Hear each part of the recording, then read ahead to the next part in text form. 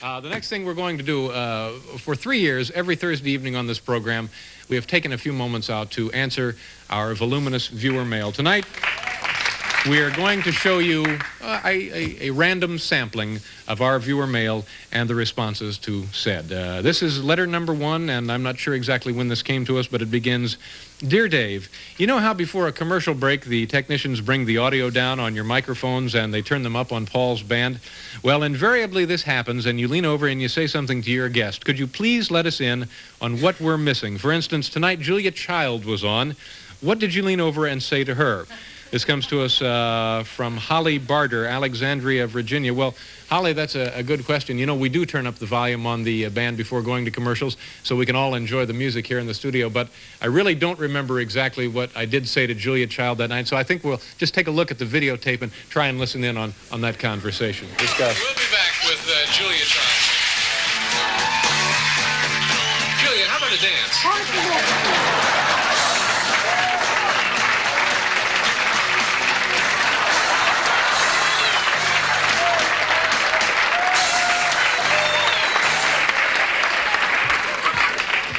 Too bad Vince wasn't with us that night to break it up. Now, letter number 2 begins, Dear Dave, my boss thinks that you are pond scum. Therefore, I must agree with him or I will lose my job. Sorry, deepest regrets. It comes to us from Jeff Weinrack, Milwaukee, Wisconsin. Well, Jeff, I can see why you would want to meekly agree with your boss, but sometimes things don't work out quite the way we expect. Take a look at this film entitled Getting Along at Work, prepared by the Department of Commerce in conjunction with the National Council of Churches. Jeff Weinrack worked at Donorama, a small donut shop in Milwaukee. One day, Mr. Kenyon, the manager of Donorama, asked him a question. You know, Jeff, I think David Letterman is pond scum. You agree with me, don't you, Jeff? Gosh, should I stand up to him and tell him what I really think? Or should I be a coward and go along so I can keep my miserable little job? Well, of course I agree with you, Mr. Kenyon. You're the boss. And that, Jeff thought, was that. But there were a few things Jeff didn't know. He didn't know that Donorama is owned by Cake City, which in turn is a wholly owned subsidiary of Snacks Unlimited, a national distributor of chip and snacking cake products.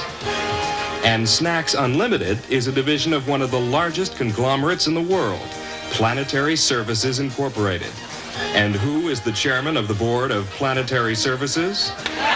David Letterman. Jeff was fired the next day. So learn the lesson Jeff didn't. Know who your real boss is. Certainly words to grow by.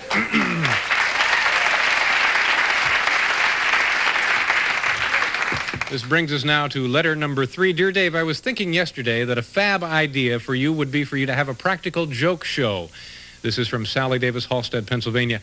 I think Sally is referring to a program like TV's Practical Jokes and Bloopers. Well, Sally, you know, coincidentally, we have been kind of kicking around the idea of a show like that. In fact, here's a little scene that I think you may be seeing right here on NBC pretty soon. Every day, our own Paul Schaefer walks right through this doorway here, and then he goes down these stairs. So we thought maybe it would be really funny.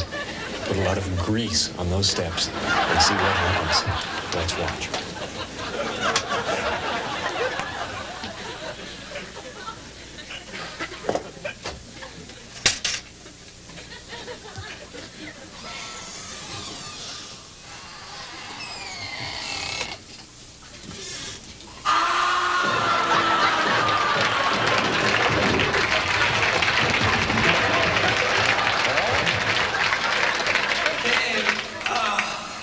Are you all right?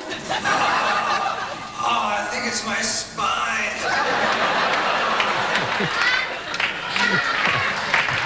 Yeah.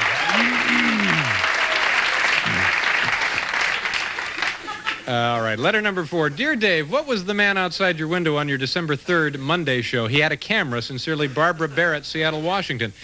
We looked into this, Barbara. Our show isn't the only production that uses this particular studio. For example, NFL 84 is here on weekends, and you're not going to believe this, but one night we actually caught a Japanese film crew in here trying to make a low-budget science fiction movie. Let's take a look at a scene from that film, and I think you'll recognize a couple of things. Oh, that massive radiation bomb that went off was very awful. What will happen next? It is the most... It is giant radiation monster! Help! Help! He attacks! He throws billboards at us as if they were mere index cards! All right, now...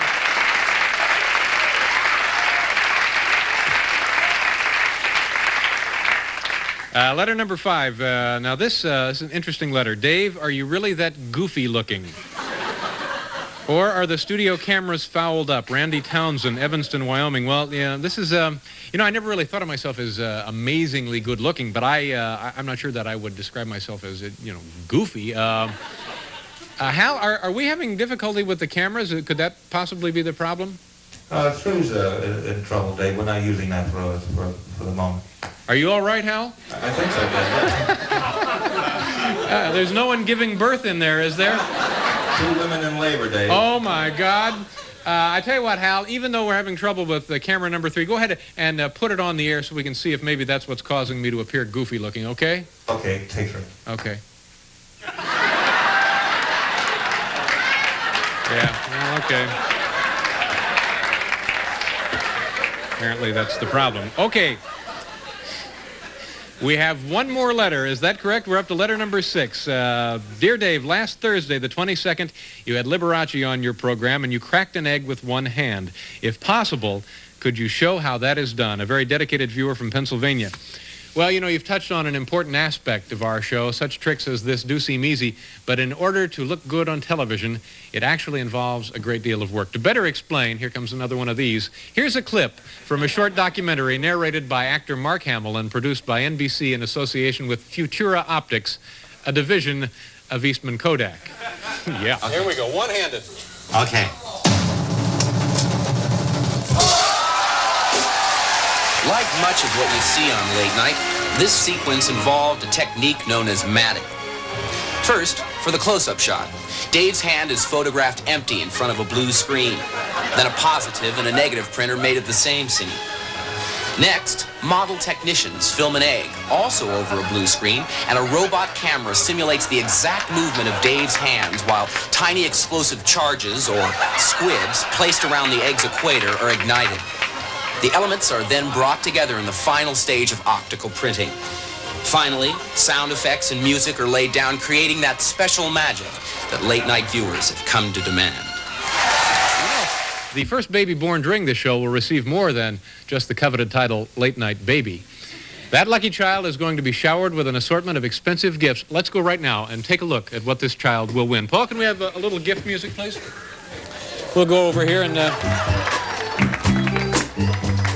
Larry, how are you? Fine. Nice to see you. Congratulations on 3 years. I have a lovely array of stuff. We'll take a look at it. First of all, the baby will be receiving $500 worth of savings bonds. That's wonderful. That'll be very nice. Yes. Also, now this is a lovely item back here. This is the Civil War chess set from the Franklin Mint. That'll be a nice gift one day. This is good. Do you have one of these, Larry? No. You know what this is? Yeah. This is a cordless pepper grinder. Also on the lineup, we have, now when the child becomes 18 years old and wants to go into television, we have this. This is a certificate which guarantees an unpaid internship on this program. Oh, that's marvelous, yes. Kind of like the deal we have you on. Yeah. What else do we have? We have the 10-pound rum cake. I like that.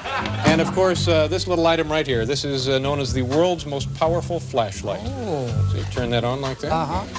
And finally, and I would have to say that this is the crowning jewel in the assortment, we have this 8-foot, state-of-the-art, Phantom Engineering satellite dish. That is unique. Now, do you know why we say Phantom Engineering? No. That's so we can get it free. All right, Larry, now... Here's how this works. We're going to close up these gates now. You play a very important part in awarding the prize to the first baby born during the show. All right. Let me just go ahead and lock this up. And nobody's getting in there. What is this, wrought iron? I can't... All right. Now, Larry, here's the deal. Take the key, put it around your neck like that. Now, we have a car ready to whisk you to a neutral location. Where I think you've been before. Now, When we get word where the child has been born, either of the two hospitals, you will then go to the hospital, present the key to the prize wonderland to the proud parents. Right.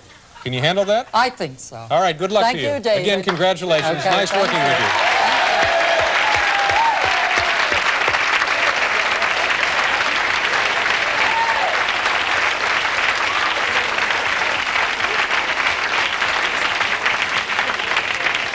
What proud father wouldn't want to see Larry come bursting through the doors?